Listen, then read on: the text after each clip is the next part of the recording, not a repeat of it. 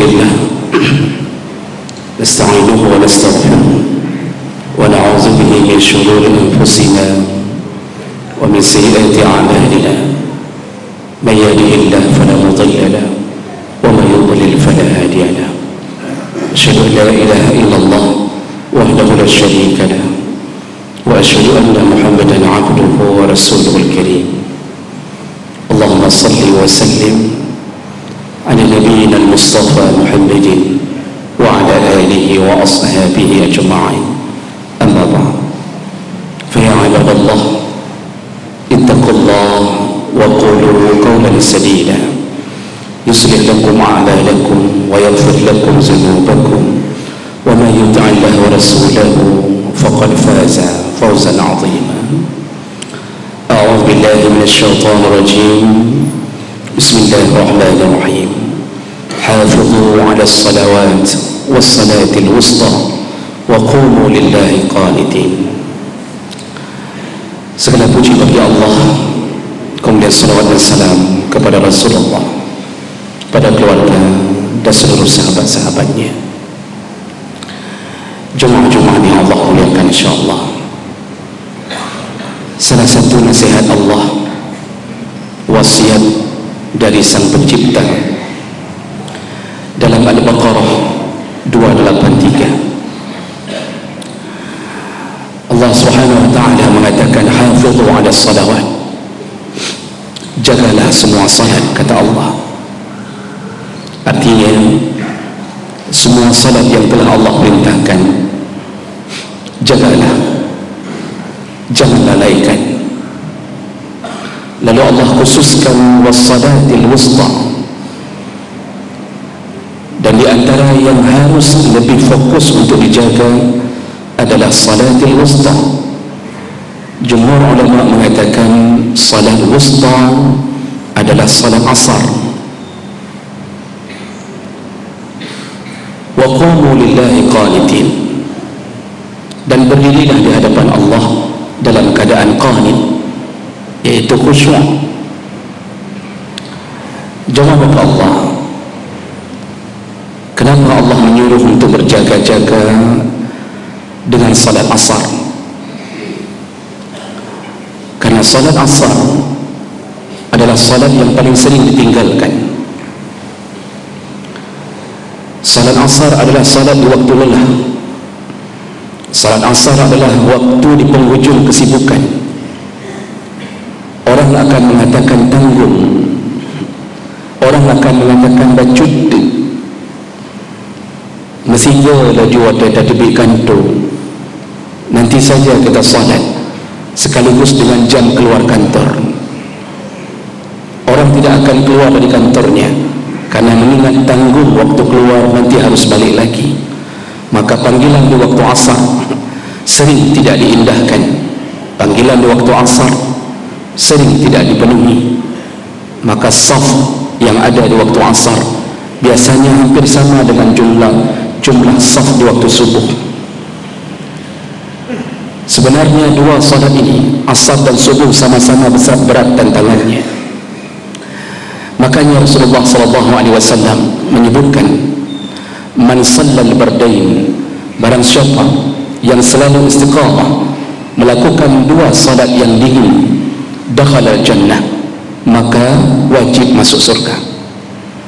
Yang istiqamah menjaga dua salat yang dingin wajib masuk surga. Apa dua salat yang dingin? Yaitu subuh dan asar. Subuh di waktu puncaknya kedinginan, orang memanjakan dirinya di dalam selimut, azan terdengar tapi tubuh tidak mampu bangkit. Mata begitu beratnya melepaskan ikatan-ikatan syaitan. Asar, mata terbelalak tapi orang tidak mampu bangkit dari tempat duduk dari meja kantornya. Dua tantangan terberat. Maka yang istiqamah salat subuh dan salat asar wajib masuk surga. Dan berhati-hatilah berani meninggalkan salat asar. Rasulullah mengatakan dalam hadis riwayat Bukhari, man taraka salat al-asri, barang siapa meninggalkan salat asar, faqad habita amaluhu, dihapuskan semua amal baiknya di hari itu. sedekah kita, zakat kita, puasa kita. Kalau berani meninggalkan salat asar, maka seluruh amal baik yang lain dihapuskan Allah. Padahal kalimat habita dalam Al-Quran diperuntukkan kepada orang-orang kafir. Semua amal baik mereka dihapuskan Allah, walaupun mereka punya ribuan NGO, punya ribuan yayasan untuk memelihara kebaikan-kebaikan di dunia. Tapi ketika mereka tidak meyakini Allah sebagai Tuhan, habitat a'maluhum, Allah hapuskan semua amal mereka. Dan itu kalimat yang sama Nabi katakan kepada mereka yang meninggalkan salat asar. Jemaah bahkan Allah, pada intinya Allah suruh jaga salat.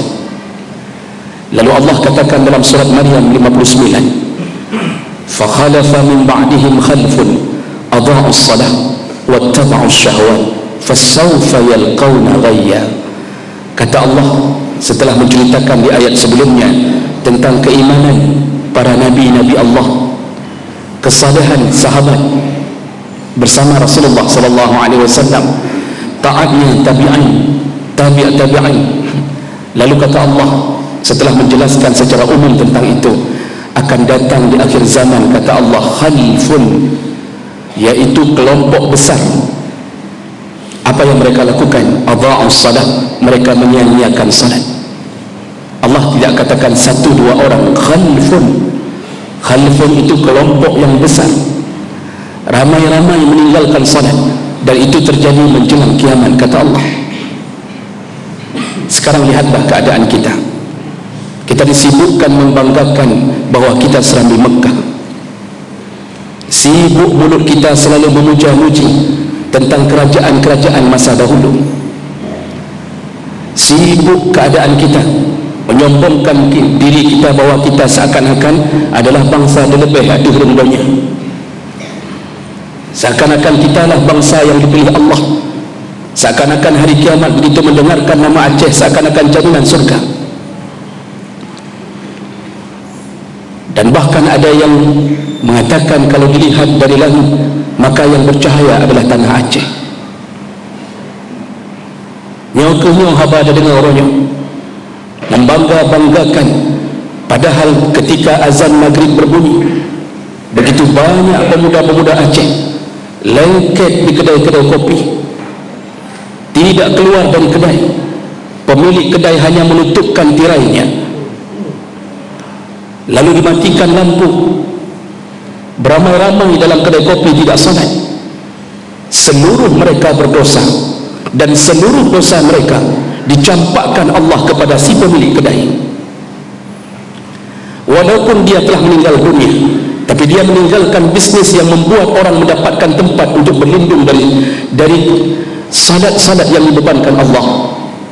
Tanggunglah gaji pensiun yang bernama dosa di alam barzakh. Kita bangga mengatakan ke orang, alhamdulillah maju kedai kopi dulu, alhamdulillah ramai urung teruk. Tapi kita pelihara urungnya, kita pelihara mereka ketika tidak salat di dalam kedai kita. Tidak cukup hanya dengan menyediakan musalla. Kenapa? Kita yang punya berhak mengusir orang-orang dari tempat bisnis kita. Berhati-hati yang punya bisnis PS. Ketika azan berbunyi, anak-anak hari ini tidak meninggalkan tempat-tempat tersebut, maka seluruh dosa-dosa para remaja dikumpulkan Allah. Selain mereka berdosa, dicampakkan kepada si pemilik bisnis. Begitu banyaknya orang hari ini yang meninggalkan salat. Makin ke pelosok kampung, makin ramai urung hanai sembahyang, dan mereka merasa biasa saja. Inilah yang Allah katakan menjelang akhir zaman nanti muncul sekelompok besar orang, adha'us salat, mereka meninggalkan salat beramai-ramai, bukan satu dua orang, berkelompok-kelompok. Ada yang menjelang maghrib masih main voli, main futsal, main bola. Ketika azan baru pulang, dan pulang itu bukan untuk bersiap-siap ke masjid, bahkan bukan untuk melakukan salat. Mereka pulang hanya untuk mandi, lalu melanjutkan pembicaraan-pembicaraan dunia setelah maghrib nanti. Subhanallah, inikah yang kita banggakan? Nyokehnya tanah indah tu kita nyorongnya. Adakah nanti pahlawan-pahlawan itu akan datang membela kita? Tidak, jemaah makan Allah, sama sekali tidak. Jemaah makan Allah subhanahu wa ta'ala, dalam hadis riwayat Ahmad dengan derajat yang sahih dari Abdullah bin Amr al-As radhiyallahu anhu, ketika Rasulullah menasihati sahabat tentang salat, Rasulullah mengatakan kepada para sahabat, man hafadha 'alaiha, barang siapa yang menjaga salat, kana lahu nuran, maka Allah subhanahu wa ta'ala akan berikan kepadanya 3 perkara. Yang pertama, Allah berikan cahaya di dalam hatinya. Orang yang salat bercahaya, cahaya hati. Dia tahu ketika mana yang baik, mana yang buruk. Bagaikan satu rumah tidak ada lampunya, kita tidak tahu mana yang baik, mana yang buruk. Kadang-kadang tertendang hal-hal yang sebenarnya baik. Ketika tidak ada lampu, kita melakukan banyak kesalahan. Begitulah hati yang gelap, dan Allah berikan cahaya kepada mereka yang salat. Setiap keputusan diambil berdasarkan tuntunan Allah subhanahu wa ta'ala. Setiap kerja yang mau dilamar, terfikirkan tentang halal dan haramnya kerja. Ketika mendengarkan kerja itu harus disogok, atau mendengarkan bahwa kerja itu memajukan riba, maka cahaya hatinya bergerak, dia tidak akan mendaftar di tempat itu. Itu orang yang salat. Lalu perkara kedua yang Allah berikan, wa burhan, Allah berikan burhan.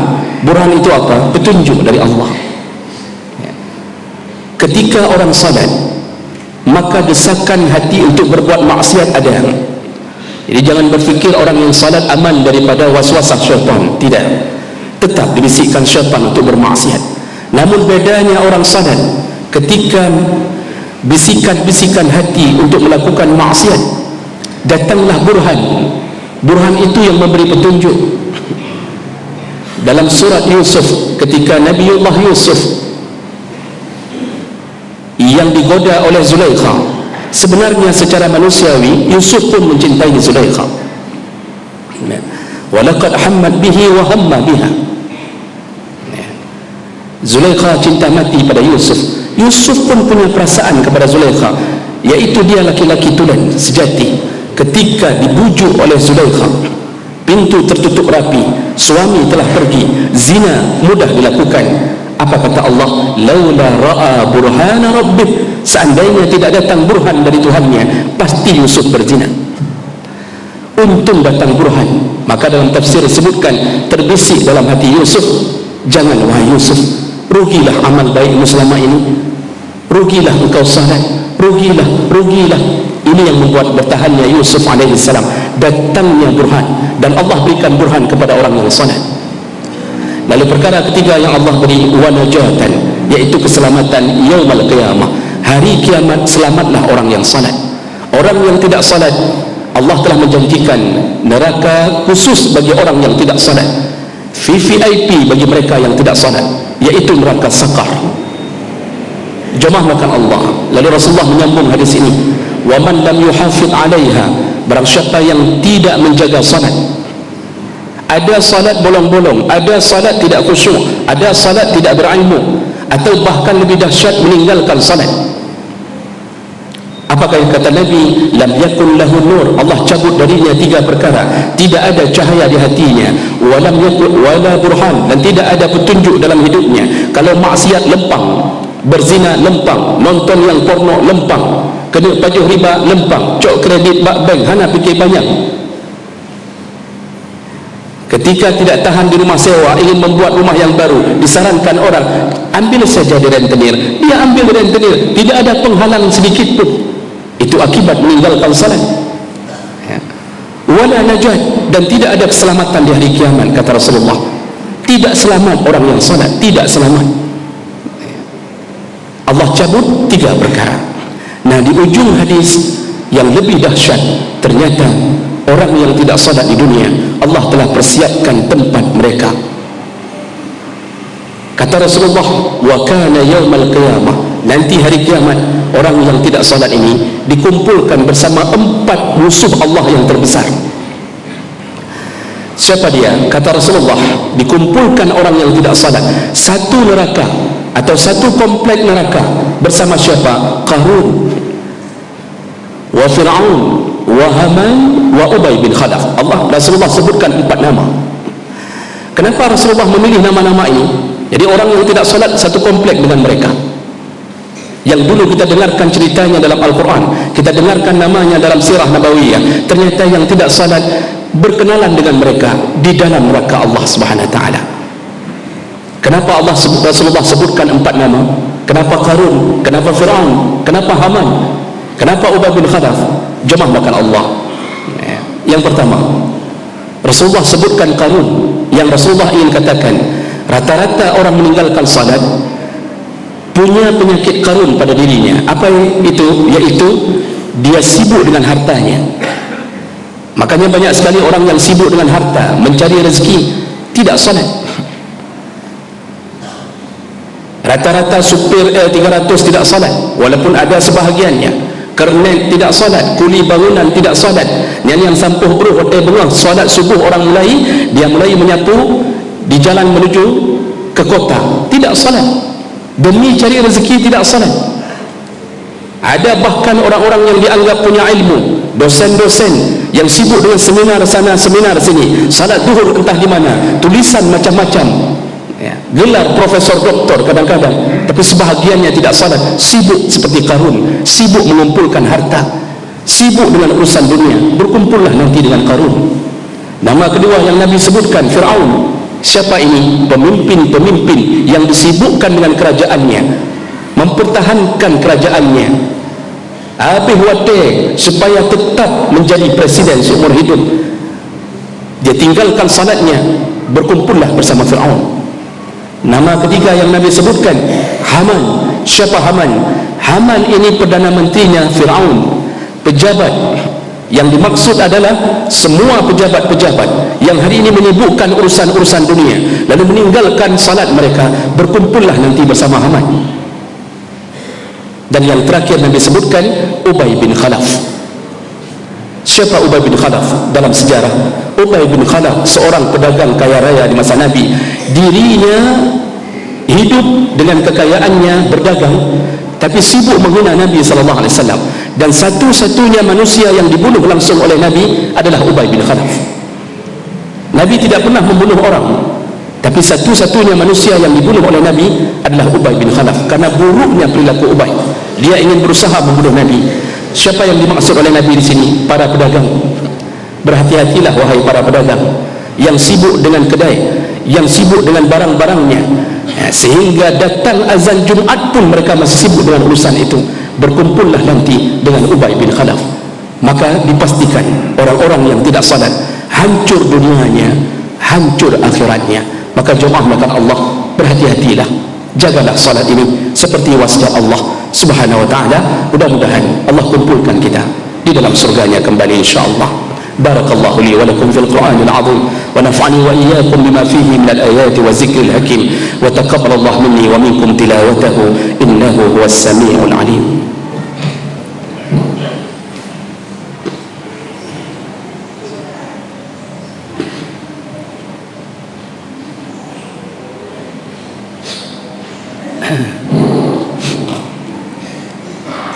Alhamdulillahi rabbil alamin wa bihi nasta'in ala umuri dunya wad din. Asyhadu an la ilaha illallah wahdahu la syarika lah wa asyhadu anna Muhammadan 'abduhu wa rasuluhul karim.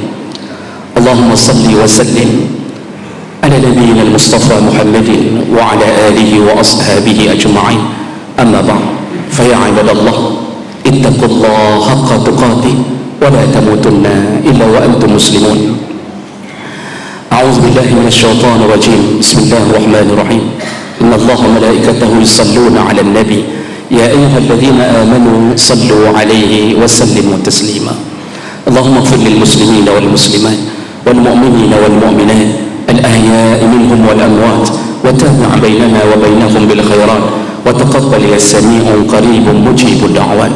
اللهم أعنا على ذكرك وشكرك وحسن عبادتك. ربنا آتنا في الدنيا حسنة وفي الآخرة حسنة وقنا عذاب النار. والحمد لله رب العالمين، ولا ذكر الله أكبر، والله يعلم ما تصنعون.